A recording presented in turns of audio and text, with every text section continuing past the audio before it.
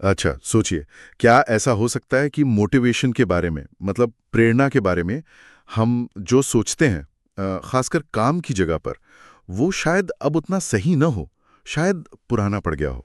आज हम इसी पे बात करेंगे। हमारे पास डैनियल एच पिंक की किताब ड्राइव पर आधारित एक हिंदी सारांश है, प्रेरणा, आंतरिक शक्ति की खोज। और ये सारांश कुछ चौंकाने वाली बातें कहता है। जैसे जो इनाम और सजा वाले तरीके हैं ना, वो शायद आजकल के कामों के लिए, जहां सोच ज्यादा लगती है, उतने काम के नहीं हैं, बल्कि नुकसान भी कर सकते हैं। तो फिर हमें असल में क्या चीज आगे बढ़ाती है, क्या मोटिवेट करता है? चलिए, इसी को थोड़ा गहराई से समझते हैं आज। बिल्कुल। ये जो सारांश है ना, ये हमें एक तरह से प्रेरणा के इतिहास में ले जाता है। बड़ा दिलचस्प है। सबसे पहले था मोटिवेशन 1.0। अच्छा, वो क्या था? वो बस बुनियादी ज़रूरतें, रोटी, कपड़ा, मकान टाइप, मतलब जिंदा रहने के लिए जो चाहिए। Okay, simple. आज की दुनिया में जहाँ दिमाग वाले काम ज्यादा हैं, क्रिएटिव काम है, वहाँ ये तरीका अक्सर फेल हो जाता है। अच्छा, मतलब ये जो इतना कॉमन है, अगर तो वाला इनाम, वो असल में आज के मुश्किल कामों के लिए उल्टा पड़ सकता है। तो फिर तो फिर इसका हल क्या है? यहीं पर मोटिवेशन 3.0 आता है ना। ये किस बारे में? हाँ, मोटिवेशन 3.0 बिल्कुल अलग है। ये बाहरी चीजों पर नहीं, हमारी अंदरूनी इच्छाओं पर टिका है। इसके आप कह सकती हैं 3 मेन पिलर हैं। पहला है स्वायत्तता, ऑटोनॉमी, स्वायत्तता मतलब आजादी। आजादी से थोड़ा ज्यादा, मतलब अपने काम पर कंट्रोल होना। क्या करना है, कब करना है, कैसे करना है, किसके साथ करना है, इसमें अपनी मर्जी। ये एहसास कि हम बस हुक्म मानने वाले नहीं, हम अपने काम के ड्राइवर हैं। कंट्रोल वाली बात, ठीक है। और दूसरा? दूसरा है निपुणता, मास्टरी। निपुणता, मतलब किसी चीज में माहिर होना। हाँ, या माहिर होने की कोशिश करते रहना। वो जो अंदर से एक प्यास होती है ना, कि मैं इस चीज में और बेहतर बनूं और सीखूं। जैसे कोई म्यूजिशियन रियाज करता है या कोई कोडर अपने कोड को परफेक्ट बनाता रहता है। हाँ, वो सिर्फ सैलरी के लिए नहीं करते। एग्जैक्टली वो उस स्किल में डूब जाने, उसमें बेहतर होने की खुशी के लिए करते हैं।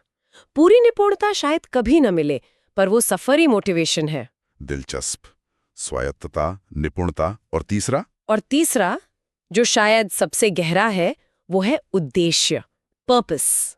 उद्देश्य मतलब ये लगना कि हमारा काम सिर्फ एक नौकरी नहीं है, ये किसी बड़ी चीज का हिस्सा है, कि हम जो कर रहे हैं उसका कोई मतलब है, उससे कुछ फर्क पड़ रहा है। पैसे से हटकर। हाँ, पैसा जरूरी है, बिल्कुल, लेकिन एक लेवल के बाद सिर्फ पैसा मोटिवेट नहीं करता।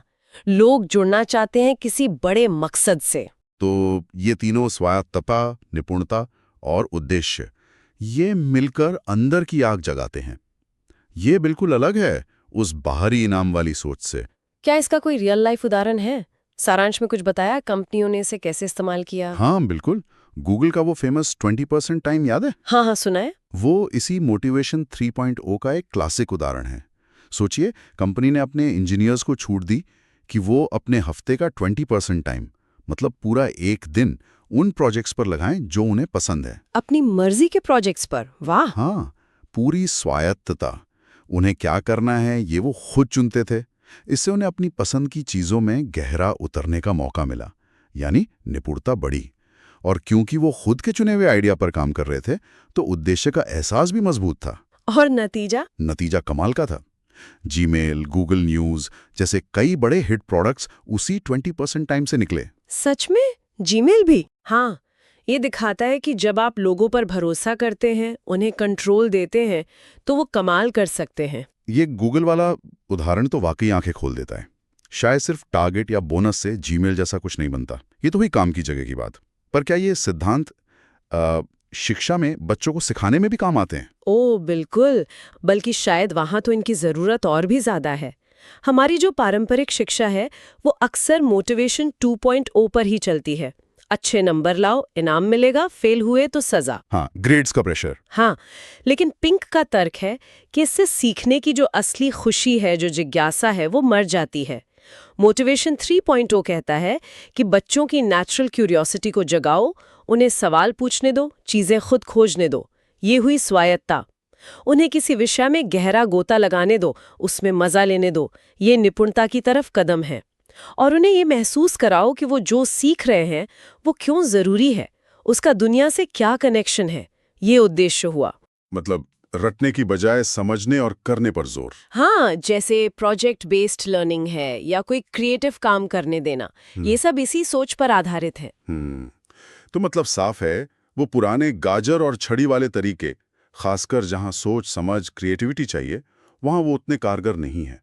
हमें लोगों के अंदर की आवाज को, उनकी अंदरूनी ड्राइव को जगाना होगा। एकदम सही कहा आपने। सार यही है, असली टिकाऊ मोटिवेशन अंदर से आता है।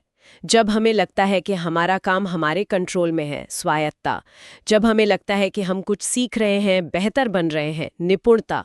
और जब हमें लगता है कि हमारे काम का कोई मतलब है, कोई बड़ा मकसद है, उद्देश्य। ये सिर्फ फील गुड वाली बात नहीं है, इससे नतीजे भी बेहतर आते हैं, लोग ज्यादा खुश और प्रोडक्टिव होते हैं। तो आज हमने डैनियल पिंक की किताब ड्राइव के सारांश से एक बहुत महत्वपूर्ण बात समझी है कि असली प्रेरणा बाहरी चीजों से ज्यादा अंदर से आती है। वो 3 चीजें, स्वायत्ता, निपुणता और उद्देश्य। और ये सिर्फ काम पर ही नहीं, बल्कि पढ़ाई लिखाई और शायद जिंदगी के हर पहलू पर लागू होता है। तो जरूरत है कि कंपनियां, स्कूल और हम सब भी इन बातों पर थोड़ा ध्यान दें। बिल्कुल।